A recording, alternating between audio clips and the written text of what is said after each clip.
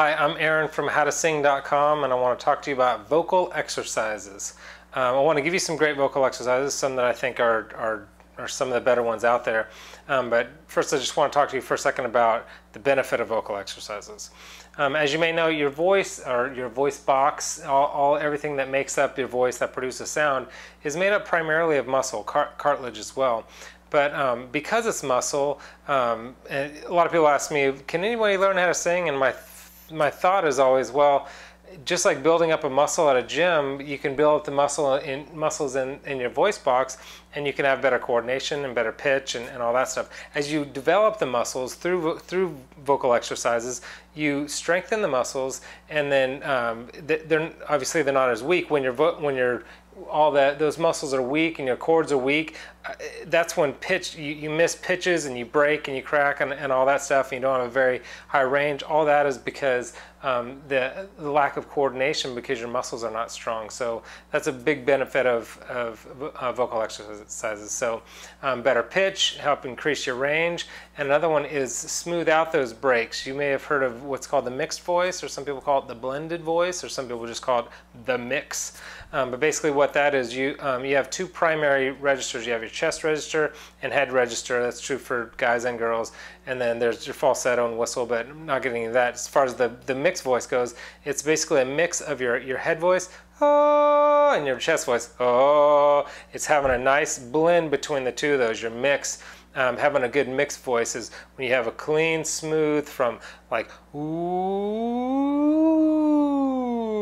see, smooth all the way from chest to head and back down. So it's one big blended voice, and that's what vocal exercises will help you do. And one of the exercises I give you today is actually good for helping develop your mix and help smoothing out those breaks. So that'll be good.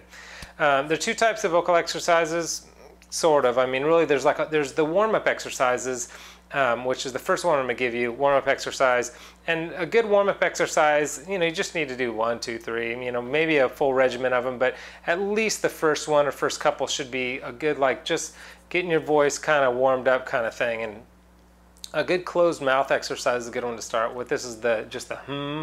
Well, let me just tell you, the other kind of exercise is basically the ones that expand your range, strengthen, develop mix and all that stuff. So those are more strengthening. You don't want to just start right off the bat with those kind of things and do a lot of stuff in your head voice and higher. You don't want to put a lot of strain in your voice at first. When you first wake up in the morning, you kind of just want more like a just something just to get your vocal cords moving, and then go into and then once you get kind of comfortable with that, maybe even like start working a little bit up into the a little bit up into that head voice there, but mostly just the just to get started. So that's a good one to start out with. The next one is a pharyngeal, what they call a pharyngeal. You get that because your pharynx is down here, larynx and pharynx actually.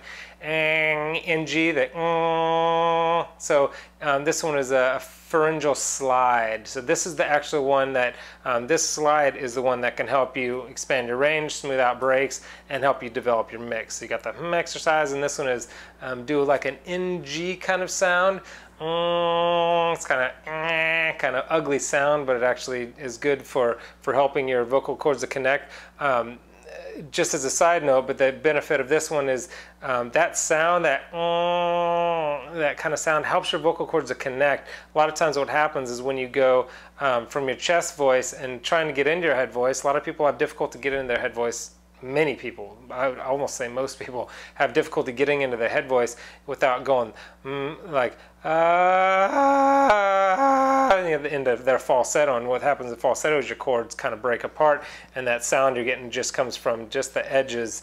The edges are catching the air flow and the sound as it comes through. So in order to keep that from happening, you want to keep your vocal cords together and get into your head voice. That's how you expand your range, but that's a different video. Is this kind of brassy NG, this pharyngeal kind of thing. So, call it the pharyngeal slide. Just whatever's comfortable for you. Start in like a mid-range.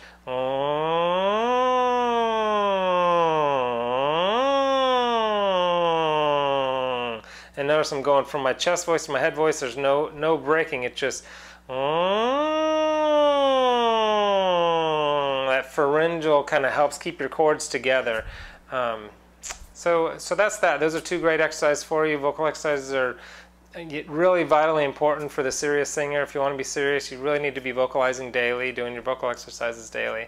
My website is howtosing.com. I've got a ton of other tips and tricks and articles and all that stuff for the voice. And I actually just put up a video on how to sing. It's a 10-minute video on specifically how to sing high notes, great exercises, some tips that the pros use of how to sing high notes without strain, which is the real key to singing high notes. So check that out, howtosing.com, or just click the link below and I'll take you there.